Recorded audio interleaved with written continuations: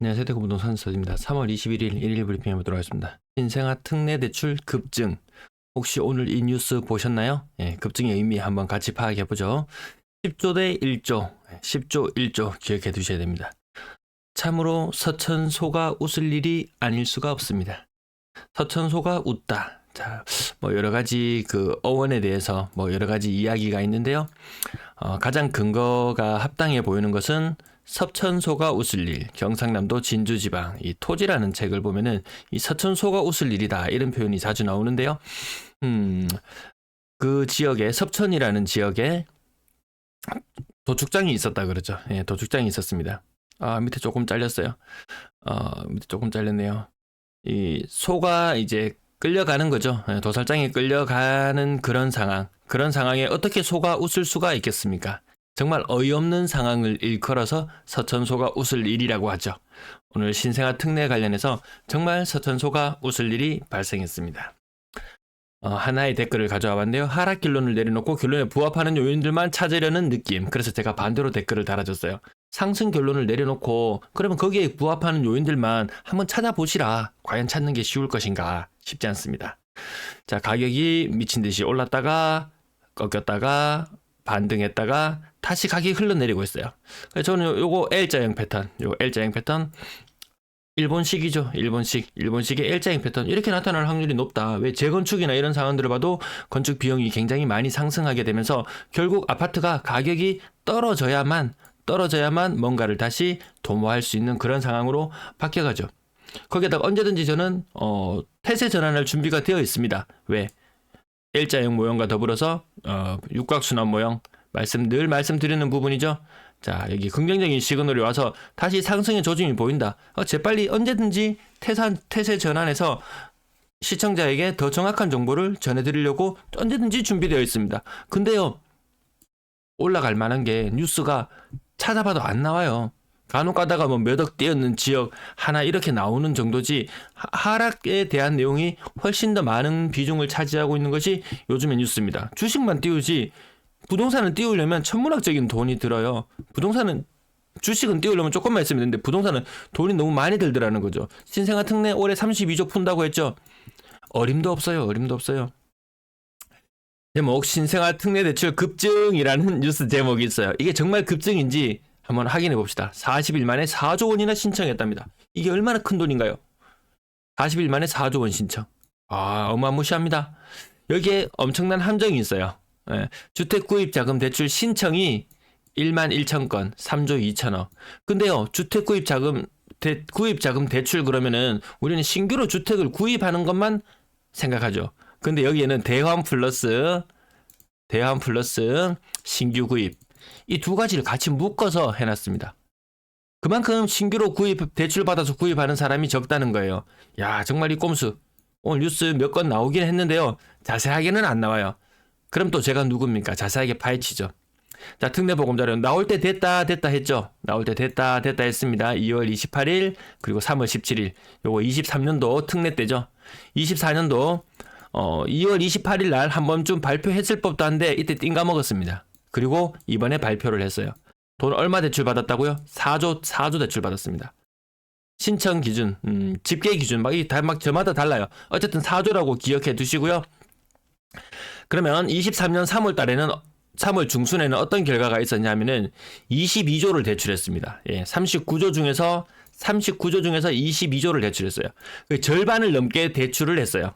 뭐 신청 기준, 유효 기준 막 다르긴 합니다. 어쨌든 전체 대출 가용 금액에 이만큼 대출했어요. 신생아 특례는 어느 정도 속도냐면요. 32조 중에서 4조를 대출 받아갔어요. 이게 이 뉴스에서 말하는 신생아 특례 대출 급증이 맞나요? 정말 대출 안 받죠? 정말 대출 안 받습니다. 금액 기준으로 해서 지금 1조 대출 받아갔습니다. 신규 주택 구입에는 이 1조밖에 안 들어가요. 대환에 2조가 들어갑니다. 대환에 2조. 그것도 여기서 유의미한 자료가 하나 있는데요. 집계 기준으로 봤을 때 대환 2월 21일 날 발표했을 때 2조 1천억이었거든요. 3월 21일 날 발표했을 때 2조 1천억이에요. 이거는 신청일 뭐 기준으로 유효한 것 아닌 것 구분 없이 다 금액을 넣어놔서 그래요. 그래서 2월 22일 날 2조 1천억을 신청했는데 대환하려고 했는데 엄청나게 까였죠. 왜 까였습니까? 뉴스 많이 나왔습니다. 엄청나게 많이 까였습니다. 왜 나왔다고요? 한번 주택 구입하고 나서 대환을 한번 했어요. 대환을 한번 했는 것을 또다시 대환하려고 하면 이것은 금지되죠. 그래서 한 달이 지났지만 대환했는 금액이 한 달 전 대비 2조, 현재 2조 똑같습니다. 진짜 어이없지 않나요? 신규 주택 구입에 1조밖에 안 들어갑니다. 그것을 금액으로 환산하고 영향력으로 따져보면은 대구 기준으로 봤을 때 한 달에 100건 정도 거래량에 영향을 미칩니다. 그리고 지금 이게 지금 4조가 신청됐는데요. 이거 돈 다 쓸까요? 이거 연말까지 가도 다 안 씁니다. 이거 돈 남아 돌 겁니다. 신생아 특례대출. 왜 대안이고 뭐고 신청하는 것은 23년도 기준으로 태어났는 아이들, 23년 1월부터 12월까지 태어났는 이 아이들에 대해서 전부 다 신청을 지금 다 했는 거죠. 이제 올해 태어난 아이들 월간 기준으로 출생어수 얼마 안 되거든요. 연간 기준으로 뭐 25만 명 안 됩니다. 돈 다 못 씁니다. 이거. 이게 대단한가요? 대단하다고 띄우려고 해도 띄울 만한 게 없습니다. 지난주 대구 마이너스 0.15% 하락해서 마이너스 0.09%. 많이 회복했어요. 많이 회복했어요. 서울 보합으로 접어들었어요. 하지만 대구는 세종을 추정하죠. 세종도 낙폭은 줄어들었지만 여전히 낙폭이 큰 상태입니다. 대구도 안심할 수는 없는 상태. 전세 대구가 세종 다음으로 많이 빠지고 있습니다. 자, 쿠팡 알리 계속 이용해 주실 거죠? 네, 감사합니다. 매도 물량 4만 개 넘어가고요. 전세 늘어나고 있고 월세 늘어나고 있고 자, 아파트 거래량 67건. 희한하게 이거 맞아졌습니다. 1월, 2월 현재 거래량 똑같습니다. 2월의 거래량이 약간 더 많죠. 이 중에서 신생아 특례는 100건밖에 기여하지 않습니다. 100건밖에. 뭔가 정책이 나오고 뭐 총선을 앞두고 뭔가를 내놓겠지 하고 선진입하는 사람도 있을 것이고요. 또 저가 아파트 3억 이하 아파트들 보면 평균적인 가격 하락률이 35% 정도 느껴지거든요. 그러면 여기에 또 저가 매수세가 유입된다. 뭐 그런 부분들. 오히려 신생아 특례보다는 이 저가 매수세의 유입이 더 크게 작용하죠. 작년에 온갖 대출들이 다 끊기고 났을 때 거래량이 대구 기준 1,300건이었습니다. 지금 1,700건으로 늘어났죠. 그러면 요거는 플러스 100건은 신생아, 그러면 1,400이 되고 한 300건 정도는 네, 저가 매수 혹은 선진입 이런 거 있죠. 이게 많습니까? 많지 않습니다. 자, 거래량 같은 날수 견뎌봤을 때 3월의 거래량도 우선은 순탄하게 흐름을 이어갈 것으로 보입니다. 건이부도 제니스 18억 5천, 수성 3가 롯데캐슬 46평형 9억 7천, 평당 2천만 원 정도. 네, 30%, 34%, 29%, 27%. 고가의 아파트들 가장 많이 빠지는 지역이 대구입니다. 저가의 아파트들 가장 많이 빠지는 게 대구입니다. 월성 3정 5억 7천, 월배 2차 아이파크 5억 5천. 요 근래 한 5억 7천까지도 찍은 적이 있었죠. 네, 5억 중후반대의 가격 요거 형성하고 있습니다. 계속 대단해요? 아니죠. 그냥 어느 정도 요선. 작년에 5억 5천이었다. 올해 계속 5억 5천이다. 그럼 가격 유지만 해도 지금 시장에서는 저는 괜찮다고 봅니다. 투자로서 매력적이지는 않죠. 을지멘션 직거래였습니다. 직거래 고점 대비 57% 미쳤습니다. 하락률. 이안월배 이것도 직거래 40평형대 5억 3천. 4월 화성 파크드림 4억 8천.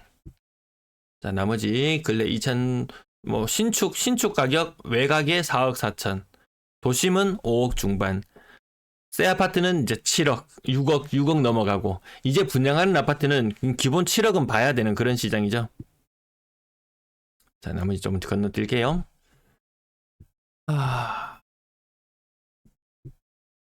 월베 힐스테이트 3억 8천. 광촌역 세영 리첼 21년식 아파트가 3억 8천. 2층 월베 힐스테이트 3억 8천. 성당도 도시한 3억 3천. 앞산 태양 아너스 24평이 3억. 대연 휴먼시아 2단지 요 직거래 44%. 직거래 먼저 빠지고 그 추후에 또 다른 아파트 또 가격이 하락이 일어나죠. 3억 이상 아파트 오늘 이게 다예요. 많지 않습니다. 오늘 거래량 많지 않았어요. 그래서 거래 가격이나 이런 것들 보시면 다시 모든 것들이 정상 궤도로 돌아올지도 모르겠다. 제가 날짜 기준으로 80건, 70건 이렇게 잡았죠. 예측할 때 여기 83건, 67건. 갑자기 분위기가 식을지도 몰라요. 아무튼 지금 엄청나게 살아나는 분위기 이런 거 아니잖아요. 건당 거래대금 계속 빠지고 거래량은 일부 반등했지만 다시 말씀드립니다. 요 거래량이 나왔던 것은 정책자금 60조입니다. 정책자금만 60조. 올해 정책자금 한 30조밖에 투입 안 될 거예요. 그럼 거래량이 살아날 수가 없어요.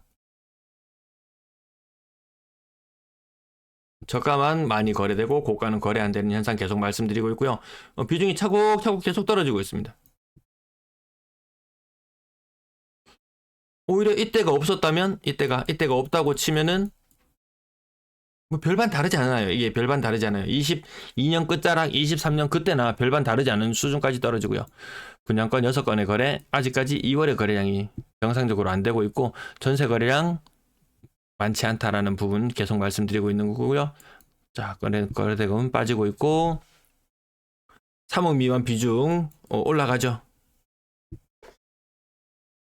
긍정적으로 볼래야 긍정적으로 보기 힘들다. 물론 하락에 초점을 두고 방송하는 건 맞다. 그게 뭐 잘못됐나요? 누군가 싸게 살 수 있으면 좋겠죠. 네. 임대 거래량 많지 않다는 부분까지 짚어드립니다. 네, 시청 감사합니다.